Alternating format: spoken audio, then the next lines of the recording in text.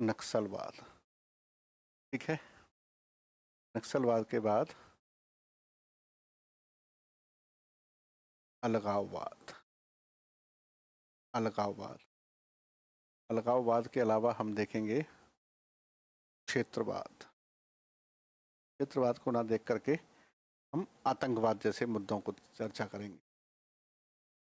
आतंकवाद, ठीक है। तो पहले इनके अर्थ समझ लेते हैं, फिर हम इस पर चर्चा करेंगे। नक्सलवाद, अलगाववाद और आतंकवाद। देखो, एक स्टोरी है जो मैं आपको बताना चाह रहा हूं, जिससे कि आप नक्सलवाद के संदर्भ में बेहतर विचार समझ पाएंगे कि नक्सलवाद क्या है और कैसे अस्तित्व में आया। यह उग्रवादी यानी उग्रपंथी विचारधारा से कैसे संबंधित है। उग्रपंथ से मतलब ये होता है कि कोई भी अतिवादी विचारधारा जो हिंसा का प्रयोग करती है या अलोकतांत्रिक प्रक्रिया को अपनाने की कोशिश करती है, उसे हम उग्रवादी विचारधारा के रूप में समझते हैं। कल हमने ये भी समझा था कि हमारे देश में लोकतंत्र के लिए उग्रपंथ जैसी विचारधाराएं बहुत ही नुकसानदायक होती हैं। क्यों होती हैं? क्योंकि ये विकास की प्रक्रिया को बाधा पहुंचाती हैं, विकास की प्रक्रिया के लिए बहुत बड़ी समस्याएं पैदा करती हैं। और भारत में विकास की प्रक्रिया को धीमा करने में बहुत सारी उग्रवादी विचारधाराओं जैसे नक्सलवाद और आतंकवाद और अलगाववाद की भूमिका अत्यधिक महत्वपूर्ण रखती है। कैसे? तो सबसे पहले समझते हैं नक्सलवाद को, है ना।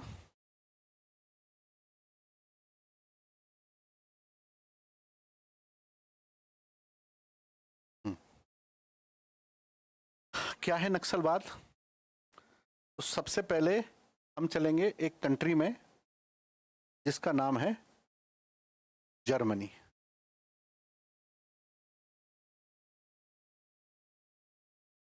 जर्मनी जर्मनी में एक व्यक्ति थे, कार्ल मार्क्स। और कार्ल मार्क्स ने एक अवधारणा दी थी, समाजवाद। ठीक है, और उसका एक स्वरूप साम्यवाद। ये दो अवधारणाएं उन्होंने दी थी। समाजवाद की अवस्था को वो प्राप्त करना चाहते थे, साम्यवादी विचारधारा को वो प्राप्त करना चाहते थे। कैसे करना चाहते थे? उनका ये मानना था कि जो पूंजीपति हैं, पूंजीपति समझते हैं, पूंजीपति यानी कैपिटलिस्ट, जितने भी लोग हैं उन सब की विचारधाराएं अलग अलग हैं। तो जितने भी पूंजीपति हैं,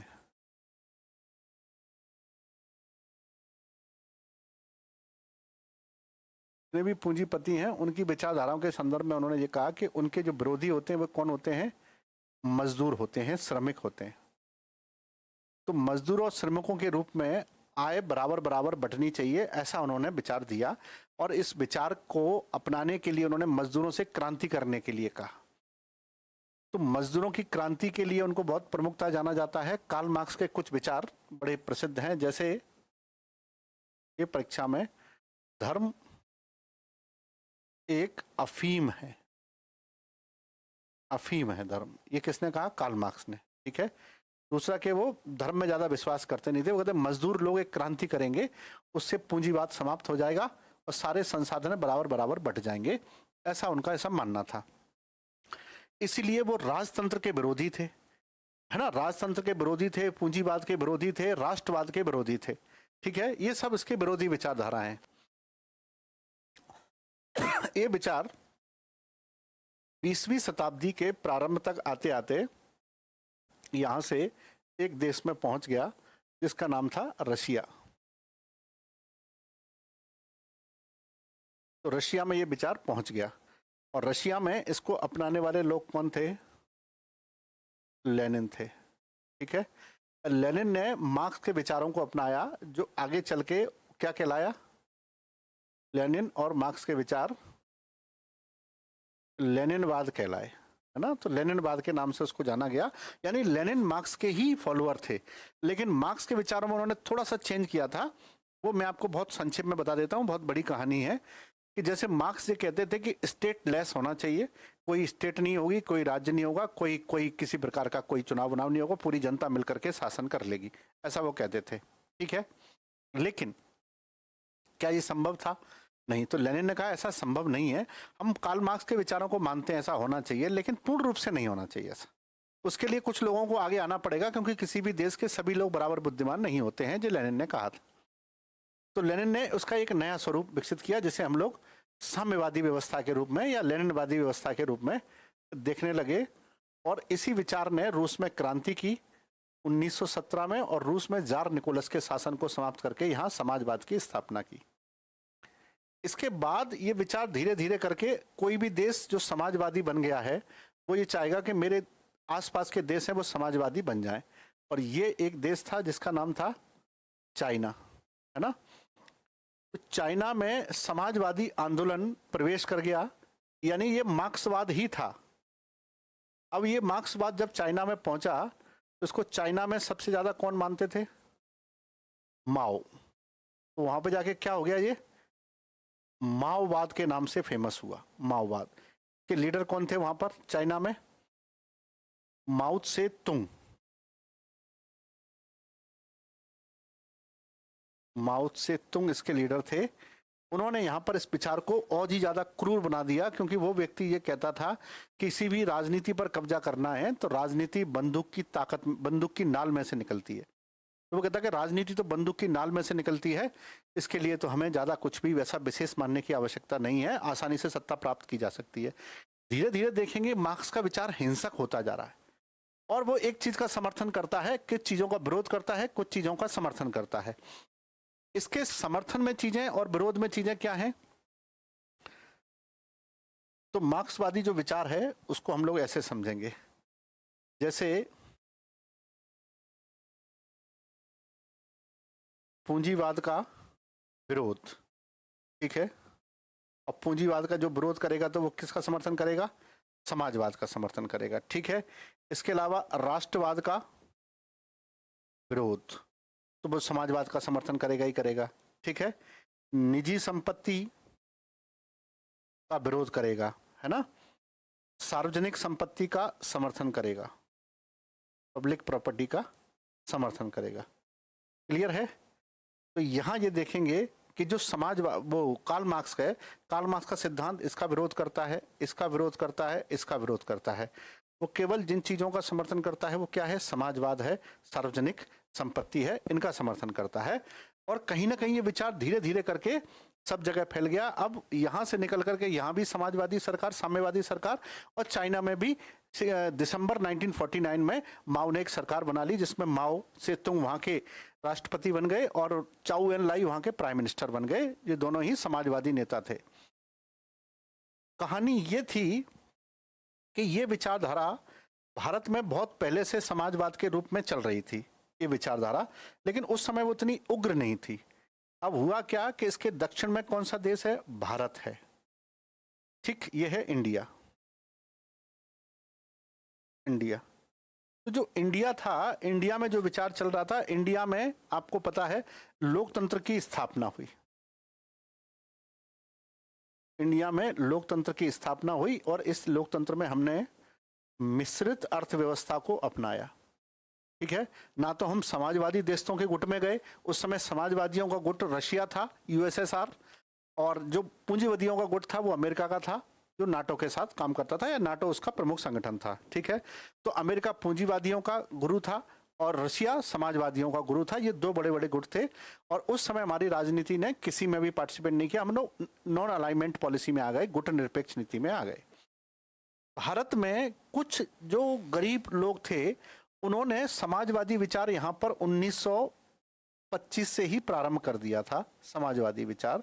और ये समाजवादी विचार धीरे धीरे करके हिंसक होता जा रहा था। इन्हीं हिंसक विचारों के कारण से समाजवादियों का ये मानना था कि 1947 में जब अंग्रेज यहाँ से चले गए हैं 15 अगस्त 1947 को, तो अभी तक अंग्रेज हम लोगों का शोषण करते थे। अब यहाँ के कुछ पूंजीपति लोग, अमीर लोग गरीबों का शोषण करेंगे। तो उनका विचार ये होता है कि हम गरीबों को बराबर बराबर का अधिकार दिलाएं। और कोई भी पूंजीपति कभी नहीं चाहता है कि गरीबों को बराबर अधिकार मिले, क्योंकि वो चाहेगा जितनी मजदूरी करेगा उतनी देंगे। मालिक और नौकर की बराबर इनकम कैसे हो सकती है, इसकी बात करते थे समाजवादी, क्योंकि उनका ये मानना था कि सारे संसाधनों पर सबका बराबर बराबर अधिकार रहना चाहिए। और इसी विचारधारा के कारण से उसमें बहुत सारे परिवर्तन और विचार एक दूसरे से टकराने लगे। भारत में इस आज़ादी का विरोध करने लगे। कौन? जो समाजवादी लोग थे, अतिवादी लोग थे, उन्होंने इस देश के लोकतंत्र के लिए चुनौती पैदा कर दी और वो ये कहते थे कि ये असली आज़ादी नहीं है, अब अमीर लोग गरीब लोगों का शोषण करेंगे, गोरे अंग्रेज चले गए हैं, अब काले अंग्रेज यहाँ पर काम करेंगे, ऐसा उनका मानना था। और वो ये कहते हैं कि सच्ची आज़ादी तब मिलेगी जब इस देश में लोकतंत्र नहीं समाजवाद स्थापित हो, साम्यवादी सरकार बने, जहाँ पर कुछ भी प्राइवेट ना हो, सारी चीज़ें सरकारी हों। वो कहते थे असली आज़ादी वही होती है, ये अभी नकली आज़ादी है। अब ऐसा आप किसी पढ़े लिखे व्यक्ति से कहेंगे तो ये तो संभव ही नहीं है। तो उन्होंने गरीब, मजदूरों, आदिवासियों इत्यादियों को अपना टारगेट बनाया। और ये बात ऐसी थी कि भारत के पूर्वी क्षेत्र में, जहां झारखंड को ले लें, वेस्ट बंगाल को ले लें या बिहार को ले लें, उन जगहों पर जमींदारों की स्थिति बहुत अच्छी थी और वहां पर गरीब किसानों की स्थिति बहुत बेकार हुआ करती थी। और गरीब किसानों को कोई ये बताने के लिए मिल जाए कि हम तुमको बराबर बराबर संपत्ति दिलवा देंगे, आप हमारे साथ आ जाओ, तो उसको जैसा लगता था कि ठीक है, चलो अगर ये दिला देगा तो बढ़िया है, नहीं दिलाएगा तो ठीक है, लेकिन कहीं ना कहीं मिल गई तो हम लोग बहुत धनवान हो जाएंगे और बराबर बराबर सभी के पहुंच जाएंगे। ऐसी विचारधारा का समर्थन ये लोग करने लगे। और अंततः भारत के उत्तरी क्षेत्र में दार्जिलिंग के पास, अगर हम ध्यान से देखेंगे तो दार्जिलिंग के आसपास के क्षेत्रों में जहां चाइना से भारत की सीमाएं लगती थी, उन क्षेत्रों में माओ ने अपने लोगों के अपने प्रभाव को बढ़ाने के लिए यहाँ पर लोगों को सपोर्ट करना शुरू कर दिया। क्योंकि वो कहता था कि राजनीतिक सत्ता तो बंदूक में से निकलती है, तो वो कहता था कि गोली चलाओ और सत्ता प्राप्त कर लो, गोली चलाओ और सत्ता प्राप्त कर लो। ऐसी बातें वो कहता था कि गोली चलाओ और सत्ता प्राप्त कर लो। और इन्हीं विचारों के तहत ये देखने के लिए मिला कि जो गोली चलाने की संस्कृति थी वो भारतीयों को भी उन्होंने सिखाना शुरू कर दी। अब भारत में पूर्वी क्षेत्रों में जमींदारों और गरीबों के बीच में बहुत कुछ क्या होने लगा, संघर्ष होने लगा गरीबों और जमींदारों के बीच में। जमींदारों को लगता था कि ये लोग बहुत ज्यादा विरोध करने लगे हैं तो इनको दबाया जाए, और गरीबों को यह लगता था कि हम जमींदारों को उखाड़ फेंकेंगे और इस देश में जमींदार सारी संपत्ति को बराबर बराबर बांट देंगे और हम एक दिन साम्यवाद जैसी अवस्थाओं को स्थापित कर देंगे और हम माओ से तुंग की तरह यहाँ पर एक सरकार स्थापित करेंगे जो कम्युनिस्ट सरकार होगी, ऐसा वो लोग मानते थे। तो यहाँ पे अक्सर जमींदारों और किसानों के बीच में संघर्ष देखने को मिला। अब यहाँ के बहुत सारे जो किसान थे वो क्रॉस बॉर्डर जाकर के मीटिंग अटेंड किया करते थे, और क्रॉस बॉर्डर की जो मीटिंग है वो हमेशा ही समाजवादियों को सपोर्ट करने के लिए, साम्यवाद की स्थापना के लिए होती थी, और उनको अक्सर संबोधित किया करते थे कौन? माओ से तुंग, यानी माओ जेडोंग भी कहते हैं उनको, वो उसको संबोधित किया करते थे। इसी तरह से 1967 में आप देखेंगे तो भारत के कुछ किसानों ने एक गांव, दार्जिलिंग का एक गांव था, उस गांव के कुछ किसानों ने, गरीब मजदूरों ने जमींदारों के घर को आग लगा दी। इससे कुछ जमींदारों की जान चली गई, क्योंकि जमींदारों और उनके बीच में संपत्ति को लेकर के बहुत टकराव होने लगे, और वो प्रेरित थे किस विचार से? माओ के विचार से। तो माओ के विचार से प्रभावित भारत के जमींदार, भारत के गरीब लोगों ने, भारत के कौन से गरीब लोग? जो माओ के विचार से प्रभावित थे, उन्होंने यहाँ के जमींदारों के साथ संघर्ष कर दिया। और वो कौन थे? गरीब किसान। और किसके साथ संघर्ष कर दिया? जमींदारों के साथ। ठीक है, अब ये संघर्ष में जमींदारों की जान चली गई, और ये घटना जिस जगह पर हुई उसको कहते थे नक्सलवाड़ गांव था एक। जो नक्सलवाड़ का गांव था,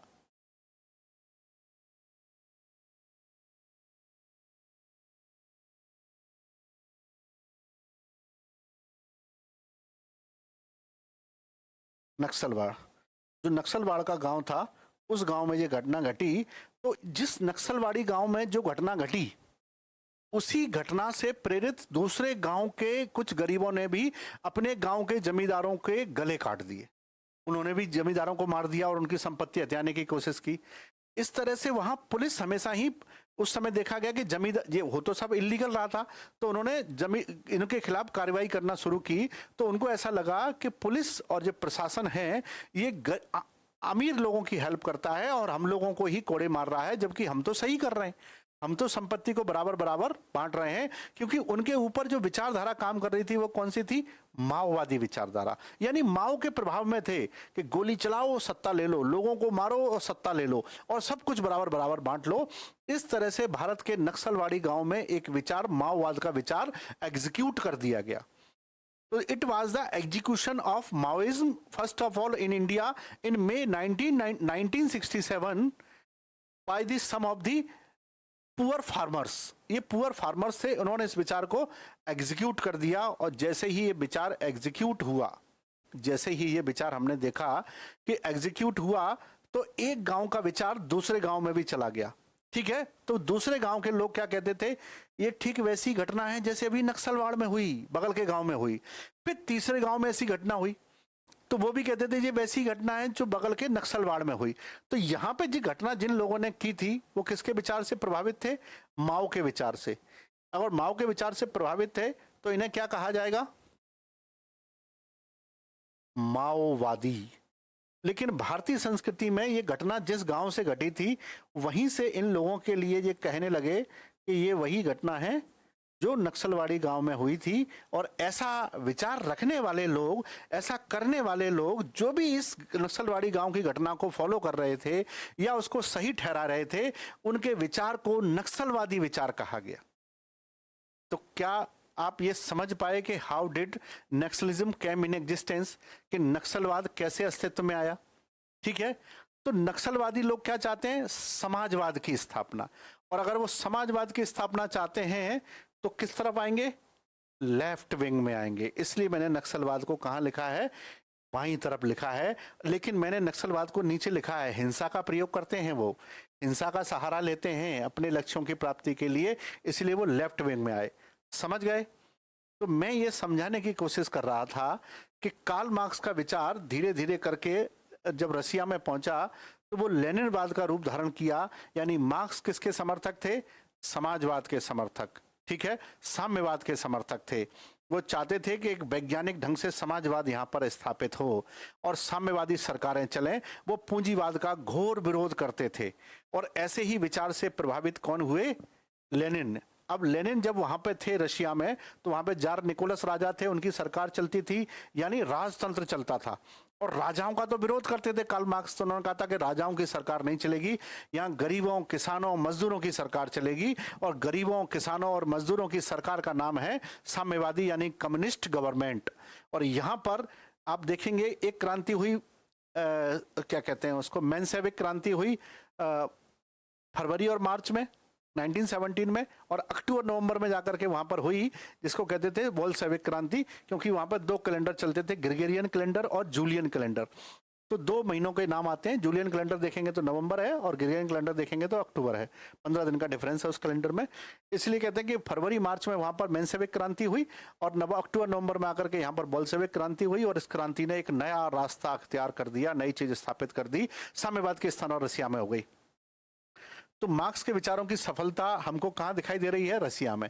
और इनके विचारों की सफलता कहाँ दिखाई दे रही है? चाइना में। अब यही अपने विचार को भारत में स्थापित करना चाहते थे। इसीलिए भारत में विचारधारा, भारत के लोग 2 हिस्सों में बट गए। भारत में एक नया विचार आ गया कि किसी ना किसी प्रकार से हमको साम्यवादी सरकार की स्थापना करनी है। और ये विचार किससे प्रेरित है? उग्रवाद से। उग्रवाद से प्रेरित है कि हम हिंसा, उग्रवाद मतलब हिंसा, कि हिंसा के आधार पर हम अपने लक्ष्यों, लक्ष्य क्या है? समाजवादी सरकार, साम्यवादी सरकार की स्थापना करना। तरीका क्या है? उग्रवाद। ठीक है, निर्दोष लोगों को मार करके ही। इसलिए नक्सल, और दूसरा, नक्सलवादियों के साथ कौन जुड़े? गरीब, जमींदार और आदिवासी लोग। इन्होंने बड़ी संख्या में पार्टिसिपेट किया। क्यों? क्योंकि जमींदारों की शोषण का शिकार सबसे ज्यादा यही लोग होते थे। आप अगर इस अंडरस्टैंडिंग को और बेटर करना चाहते हैं तो एक मूवी है जिसका नाम है Buddha in traffic jam. Buddha in traffic jam, उसमें अनुपम खेर है, माही गिल है जिन्होंने इसमें अभिनय किया है, और अरुणोदय सिंह है, इन्होंने इसमें अभिनय किया है। और उसमें ये चीज दिखाई गई है कि नक्सलवादी विचार मार्क्स से प्रेरित होता है ना। इसलिए जहां भी लाल सलाम की बात होगी, मार्क्सवाद की बात होगी, नक्सलवाद की बात होगी, कार्ल मार्क्स का फोटो जरूर आता है। आप जब भी कहीं नक्सलवाद के ऊपर जिक्र होगा तो कार्ल मार्क्स और लाल सलाम की फोटो आती है, क्योंकि मार्क्सवादियों का निशान लाल होता है, क्योंकि क्रांति का प्रतीक सदैव ही लाल माना जाता है। तो ये विचार भारत में आ गया, नक्सलवाद।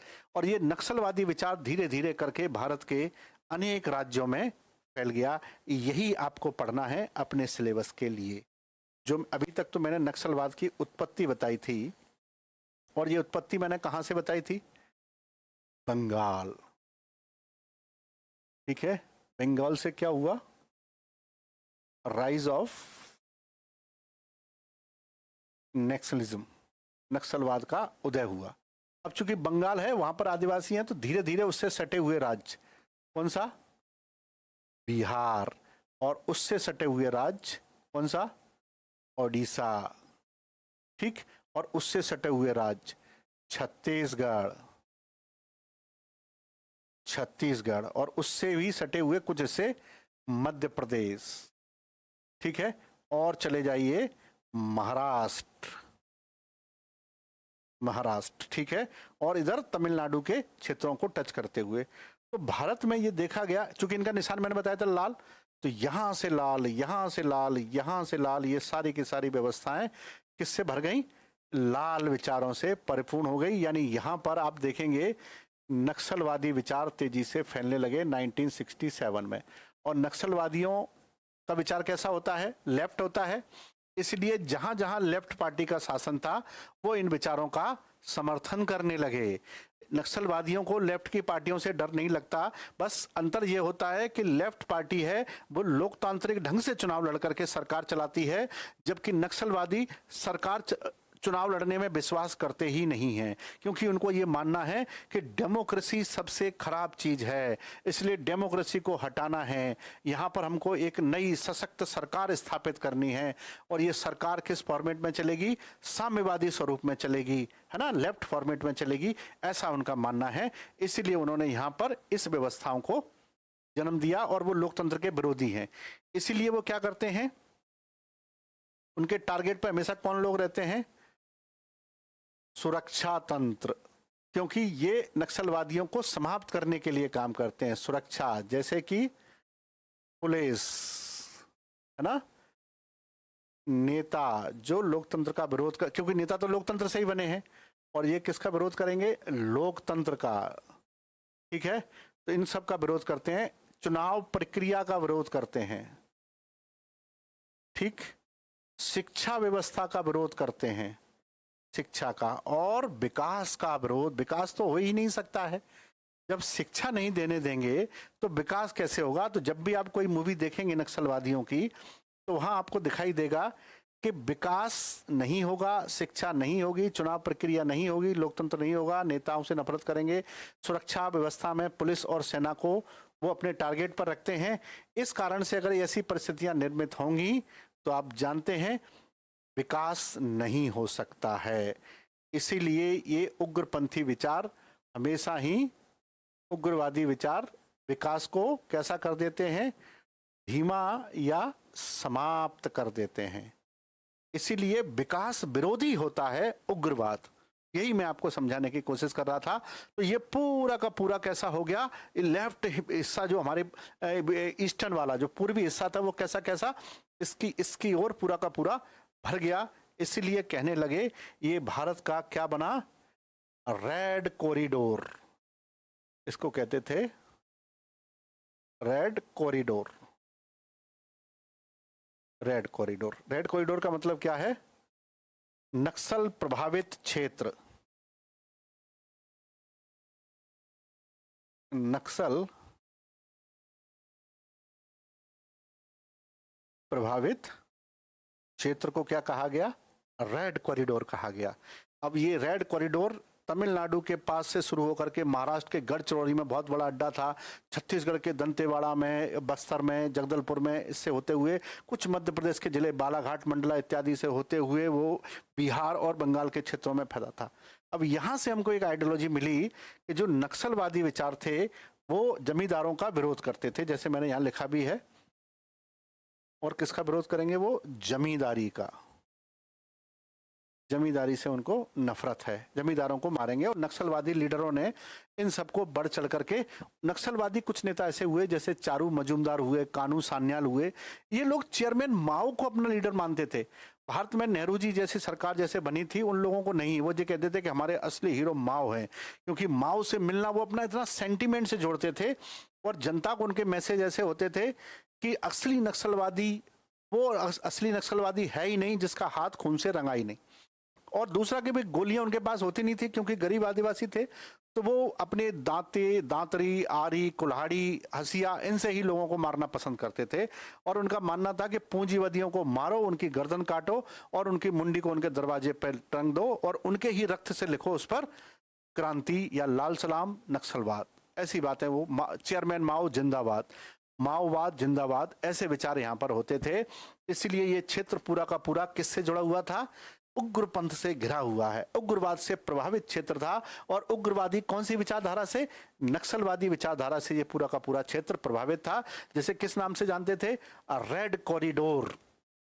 ठीक, 1967 से लेकर के 1971 तक। और 1967 में ऐसी कुछ घटनाएं घटी कि 1969 में भारत में जो पार्टी शासन में थी कांग्रेस को समाजवादियों से समर्थन लेना पड़ा, क्योंकि 12 नवंबर 1969 को 1969 को इंदिरा गांधी को कांग्रेस पार्टी ने पार्टी से बाहर निकाल दिया। तो इंदिरा गांधी ने कांग्रेस का स्प्लिट किया। जब कांग्रेस का स्प्लिट हुआ तो कांग्रेस के दो हिस्से हुए, कांग्रेस आर और कांग्रेस ओ। तो जो कांग्रेस आर थी, रिक्यूजनिस्ट, वो इंदिरा गांधी की कांग्रेस थी, वो बहुमत में तो आई, ओल्ड गार्ड ने उसका साथ छोड़ दिया, यानी उसको इतनी सीटें प्राप्त नहीं हो रही थी। इलेक्शन होने में अभी समय था, क्योंकि इलेक्शन तो अभी भी हुआ है 62 में, तो इलेक्शन तो 60 उसमें 7 में हुआ था, तो इलेक्शन अगला कब होना है? 1971 में होना था इलेक्शन। इसी कारण से उन्होंने ये कहा कि उन्होंने कुछ समाजवादी नेताओं से समर्थन समर्थन लिया और 52 सीट समाजवादियों से समर्थन लेकर के अपनी सरकार उन्होंने चलाई। तो इनको ये लगने लगा, वामपंथियों को, उग्रपंथियों को, कि समाजवादियों के समर्थन से केंद्र की सरकार चल रही है, यानी इस देश की सरकार हमारे समर्थन से चल रही है, तो हम जैसा चाहे वैसा कर सकते हैं, जितना चाहे वैसी मनमानी कर सकते हैं। And they started to create so many insurgencies in the various regions.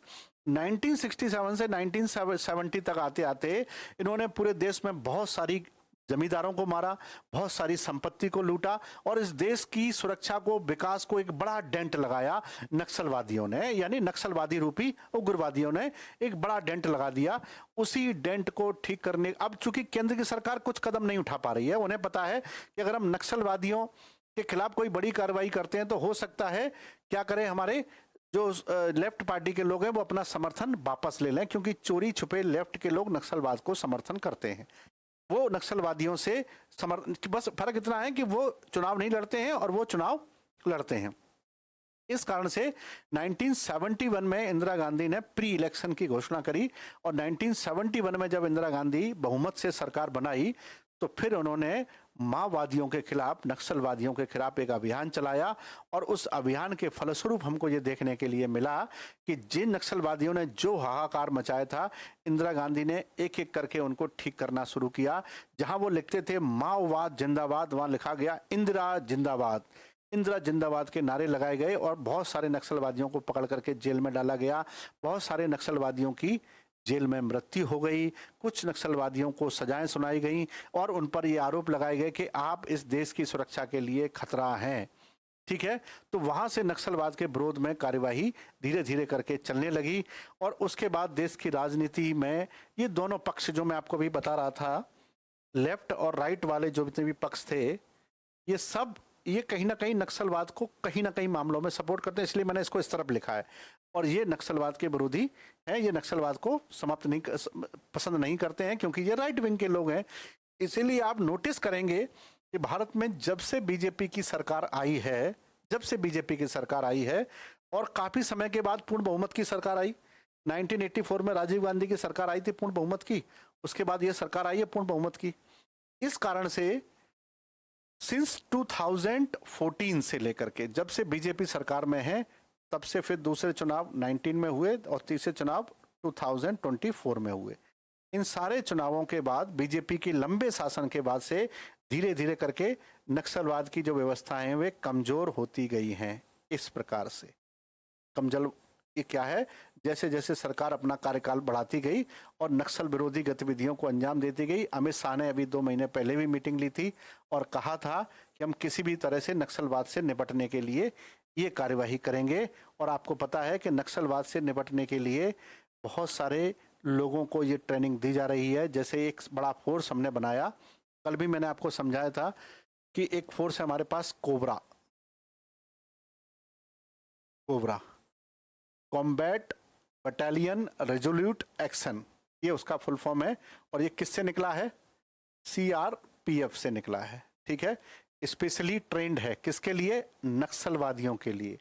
तो अगर कोई पूछेगा कि नक्सलवादियों से लड़ने के लिए कौन सा फोर्स डेवलप किया है, तो वो है कोबरा फोर्स, कोबरा कमांडो। किससे निकला है? CRPF से निकला है।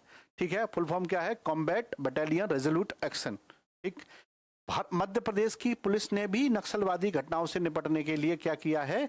अपना एक वो डेवलप किया है फोर्स पुलिस ने, उसका नाम है हॉक फोर्स। हॉक फोर्स ये भी एंटी नक्सल फोर्स है। किसका है ये? MP पुलिस का। लेकिन जैसे मैंने कहा है कि धीरे धीरे 2014 से लेकर के अभी तक नक्सलवाद सिकुड़ता जा रहा है। अब इसके कुछ ही सेंटर बचे हुए हैं। एक महाराष्ट्र के पास है गढ़चिरौली, कुछ आपको जगदलपुर में देखेंगे, कुछ आपको दार्जिलिंग के क्षेत्र में। अब वो धीरे धीरे सिकुड़ता गया है। मध्य प्रदेश में काफ़ी समय से नक्सलवादी घटनाएं नहीं घटी हैं। उसका एक कारण है कि हमारी सरकार धीरे धीरे करके एंटी नक्सल मूवमेंट को चला रही है। इस तरह से एक और चीज़ हमको यहाँ देखने के लिए मिली कि जो नक्सलवादी थे, जितने भी नक्सलवादी थे, वो गरीब आदिवासी होते थे। उनको पहचानना बहुत मुश्किल होता था कि दिन में घर में काम करते थे, रात को हथियार लेकर के नक्सलवाद का कार्य करते थे। धीरे धीरे उनके विकास की योजनाएं चलाई गई, उनको सुधार कार्यक्रम दिए गए। इस कारण से उनमें सुधार हुआ। हालांकि वो लोग इसका बहुत ज़्यादा विरोध करते हैं किसी न किसी प्रकार से, लेकिन फिर भी उनके साथ बहुत सारे रिहेबिलिटेशन सेंटर चलाए गए। सलवा जुडूम एक ऐसा संगठन था जिसने नक्सल प्रभावित क्षेत्रों को सुधारने के लिए योजना चलाई, इसलिए सलवा जुडूम नक्सलवादियों का विरोधी हो गया। नक्सलवादी सलवा जुडूम के लोगों को छोड़ते नहीं थे। ठीक है, तो वो बड़े बड़े कैंप चलाते थे, उन कैंपों की सहायता से कार्य करते थे। तो ये हमारी उग्रपंथ की एक विचारधारा है जिसका नाम है नक्सलवाद। ठीक है, तो ये नक्सलवादी विचारधारा है, इसको आप समझ गए होंगे। हम आगे इसको कंटिन्यू करेंगे नेक्स्ट लेक्चर में अपने उग्रपंथ के अन्य विचारों के साथ। फिर देखेंगे भारत के कौन कौन से क्षेत्रों में इंसर्जेंसीज यानी उग्रपंथी घटनाएं हमको देखने के लिए मिलती हैं। चलिए ठीक है, मिलते हैं नेक्स्ट में। तब